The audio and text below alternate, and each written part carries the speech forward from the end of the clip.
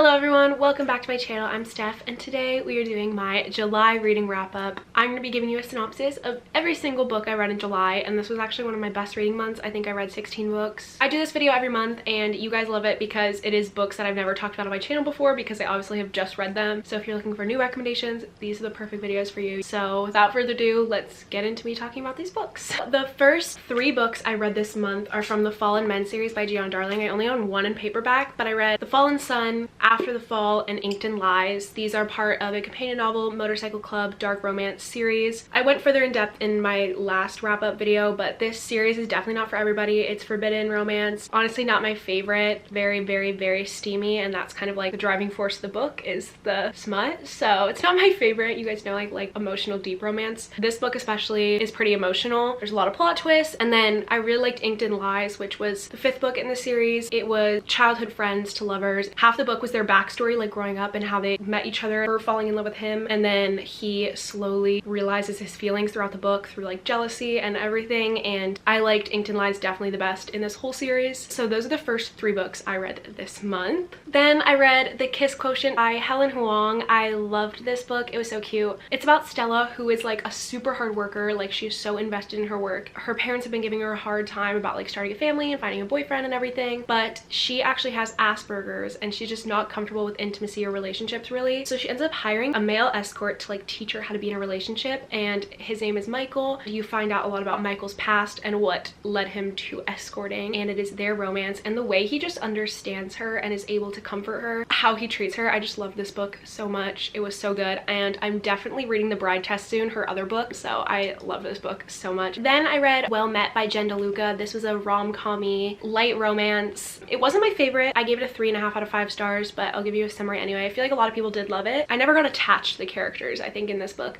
I really liked how unique it was because it takes place at a Renaissance fair. Main character Emily is volunteering at a Renaissance fair because her niece is in it and she wants to be with her niece because her sister just got in a car accident and the whole backstory. But she starts working at the Renaissance fair, and there's this man named Simon who's running the entire Renaissance fair. He is so mean to her, and from the beginning they just don't get along. But when they're in their Renaissance like characters, he is like flirting with her and acting like so close and touchy with her, and so she starts getting confused, like, does he hate me, does he love me? And it's their relationship. And this book was really cute. Like, I read it in one sitting on the plane, and I think that might be why I didn't get very attached to it, just because it was like a weird circumstance, but I enjoyed it nonetheless. Then I read The Spanish Love Deception. I don't own the paperback of this yet. I wish I did because I gave this book a 5 stars. You've heard me rave about this on my channel already because I read it early in the month. It's workplace enemies to lovers, fake dating trope, and it was just absolutely perfect in every way. Aaron Blackford, the boy in this book, is now my ultimate book boyfriend. I love him so much and I love this book. The buildup of this relationship and the fake dating and the longing for each other and like the rivalry between them and the way that Aaron treats her, it's just so good. If you loved The Hating Game or The Unhoneymooners, you will love this book, and I cannot recommend it enough. Literally so good. Elena Armas, you snapped, and I can't wait for your future releases. Then I read Bound by Hatred and Bound by Temptation. These are 2 books from the Born in Blood Mafia series, which I've been in the process of reading for the past few weeks. I just like randomly will pick up a book from the series and read it whenever I'm in a mafia romance mood. So Bound by Hatred is enemies to lovers. Gianna is like one of the only girls in the mafia that actually like stands up for herself and fights back, and I really liked her character for that reason because I felt like I would have done the same thing. She ends up running away, and Mateo has had his sights set on her since the 1st book in the series. I just love how fiery she is. So he ends up going on a mission to find her. He finds her, brings her home, but then she finds herself falling for him. And then my favorite book so far in the series was actually Bound by Temptation, which was between the bodyguard Romero and Lily, who is Gianna's sister. And I love bodyguard romances. Like, Protector falls in love with who he's supposed to be protecting. This book is age gap. She's been crushing on him since she was young, and he has never been interested in her, literally ever. And then when she's like 18, 19, she actually tries to kiss him, and then stuff starts unfolding from there. They have to keep their relationship a secret. It's forbidden. I really like this book, and I liked how this, out of the whole series, was them genuinely falling in love without the kind of like arranged marriage trope. They genuinely fell for each other when they shouldn't have, and there was a lot standing in their way. They still fell in love, and I really like this book so far, my favorite in the series. Then I read another book that I absolutely love. This is definitely like one of my favorites from the month, and it's Most of All You by Mia Sheridan, who's the author of Archer's Voice, which is one of my all-time favorite favorite books, so I just knew I was gonna love this one. And when I heard the trope was good boy, bad girl, I knew I was gonna love it too, because I have such a soft spot for that trope. Something about the sweet, innocent boy I just love. But this book is very emotional. It is about Gabriel, who has had the roughest upbringing probably of anyone I've like ever read about. He is a horrible circumstance and he ended up escaping, but now he's well in his 20s and he has a lot of trauma he's trying to work through, especially in regards to intimacy and physical contact. So he goes to a strip club and ends up seeing Crystal. Crystal works there and he catches her eye and they make eye contact, and both of them in their heads are like, he doesn't belong here, she doesn't belong here. Like, they see that in each other. Gabriel pulls her aside and explains his situation. She immediately recognizes him because he's kind of well known around where they live, and she is so closed off, fine with like people using her for her body, and sees herself as like completely worthless, while he is very not okay with physical contact but wants like a relationship. So they're just complete opposites, and they're just both so broken. She has so much trauma too that he ends up helping her with, and she's so hesitant going into this relationship, and it is just like two broken people coming together, helping each other in the best way that they can despite them also struggling. I just really loved this book and their relationship, and I loved Gabriel so much. Trigger warnings for sexual assault in this book, but I did love this book. It's just very emotional. Okay, then I read Shipt by Angie Hochman because everyone was telling me, oh my god, to get over the Spanish love deception hangover, you need to read Shipt. They're so similar. And I can see how they would be similar, but I did not think Shipt held a candle to Spanish love deception at all. It just wasn't my cup of tea. I've just never hated a main character more than I hated the girl in this book. And I try so hard not to hate the heroine in books because I'm like, everyone always judges the heroine so harshly when usually the hero is the one who's like grumpy and mean and the worst. People always pick on the heroine, and I'm always such like a girl defender, like with every book. I'm like, no, she had the right to act like that. But in this book, I could not stand the girl in this book. Basically, this book was workplace rivals competing for the same job title. They work at a cruise line company, so they get sent on a cruise and they have to come up with their whole project and like marketing campaign on this cruise. So they're on a vacation together. The boy in this book is so nice to her, and she is so mean to him just because she sees him as like a threat and a rival, to the point where like she pushes him away and he's like, I'm literally so nice to you, like what is your problem? And I was reading it, I almost DNF'd it because I was like, she is literally the worst. Like, she would pull him in and be like, yeah, I like you, they'd spend so much time together and be so cute, and then she would all of a sudden go off on him, and I just could not stand it. I feel like it'd be a cute summer romance if you wanted like a quick easy vacation read. I just didn't like the main character, so I couldn't get into it. No hate to the author though, because I know that this book is very well loved. Like, I've seen it all over TikTok, and that's why I had high expectations. Then I read The Soulmate Equation by Christina.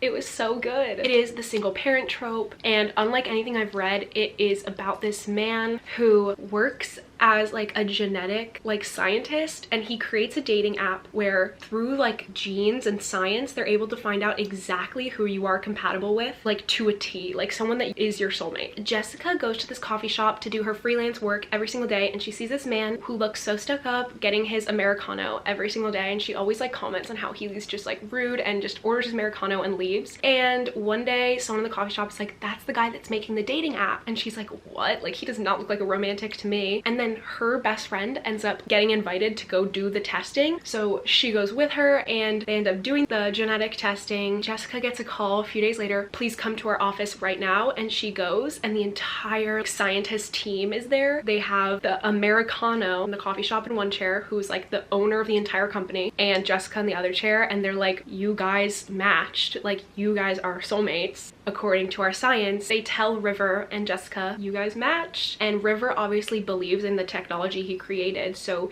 he wants to go through with it, and she's hesitant. She's like, I didn't even really want to do this, my best friend forced me to, there's no way I'm compatible with this guy. He's like, please just fake date me in front of all the press, like make it a huge thing that we matched and we got such a high score, we act like we're so in love. So it turns into a fake dating trope because she agrees to do this for him because she's desperate for money and the company's paying her. And then as time goes on, obviously they start forming a real relationship because they're spending so much time together and they are so compatible. And I loved this book so much, especially the ending. Like, I was not expecting what happened, and it was just really cute and unlike anything I'd read, and Christina Lauren is just a great author. Okay, then I read Twisted Love by Huang. I loved this book. It was brother's best friend trope, grumpy sunshine. Basically, Ava is in college and she goes to the same school as her brother. Her brother is studying abroad. While he's studying abroad, he assigns his best friend Alex to watch over Ava because she just went through a really rough breakup and her ex-boyfriend's kind of crazy. He's like, please just take care of my sister, like look after her. So Ava and Alex end up spending a lot of time together. Alex is super protective over her, like way overdoing his duties. Ava has a lot of trauma and Alex starts helping her through it. Even though he's like so, I hate everyone in the world but you. He's literally so closed off from everyone and pretty rude and mean to everyone but her. He also has a lot of trauma, and then there's a plot twist in this book.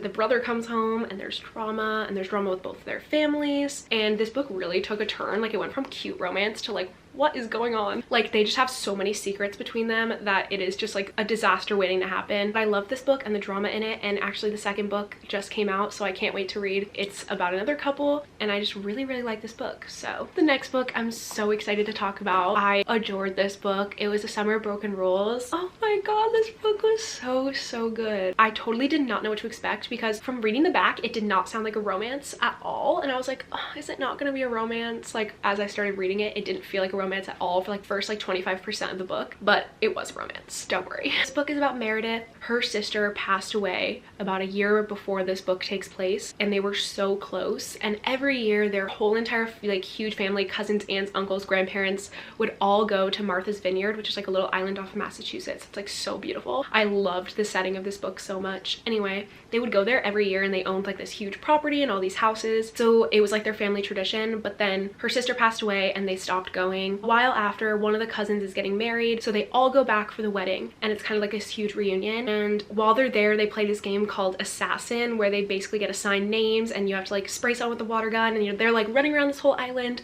playing this game of Assassin, and when you get your target out, you get a new target, and then that person's out, and it like goes on the whole week that they're there. Through this game, she meets this boy who's related to the groom. He's the groom's stepbrother, and he's a year older than her, and they form an alliance in Assassin and start helping each other, and which causes them to start hanging out a lot. They're so compatible and I loved him. He was so adorable and so funny. Their relationship was just so cute, but again, there's secrets between them that come out later. Obviously Meredith has been through a lot with her sister dying. It ends up correlating back to her family, what happened to her. I really like the romance in this, and I loved the setting. Like this is the most perfect summer read I could ever recommend to you, so please read this before the summer's over, because then it just won't hit the same. But like this made me want to go on vacation more than any book I've ever read, and I loved it so much, and I feel like I've never seen anyone talk about it, but someone sent me this from my Amazon wish list, so thank you so much whoever sent me this, because I would have never found it without you, and I loved it. Okay, then I read The Seven Husbands of Evelyn Hugo by Taylor Jenkins Reid. I read this for a reading vlog, but I'm not even going to talk about what this book's about. I'm just going to tell you, stay tuned for my reading vlog of this book, because it's going to be spoiler free. I bawled my eyes out, my heart broke, my heart mended. I felt so many emotions while reading this, and I felt like I learned so much, and I can definitely see why this was like the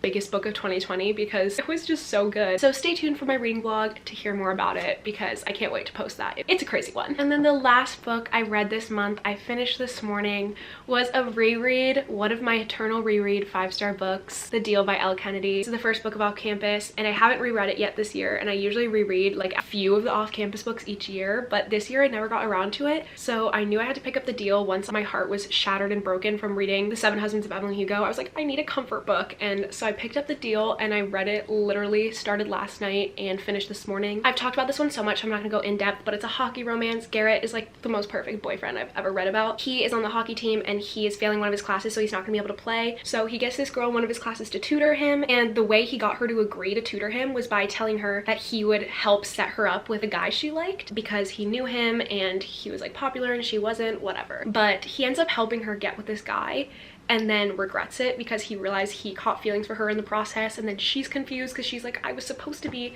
interested in this other guy, but now I'm interested in him. So cute, and I just love this book so much. I needed to reread it. I'm so glad I did. But those are all the books I read this month. I hope you enjoyed seeing everything that I read. It was a great reading month for me, and I loved most of the books I read, which is amazing. But yeah, thank you so much for watching today's video. If you want to follow me on my other social medias, they're all linked down below as always, as well as my Amazon wish list if you want to send me a book. I'll see you in my next video very soon. Bye!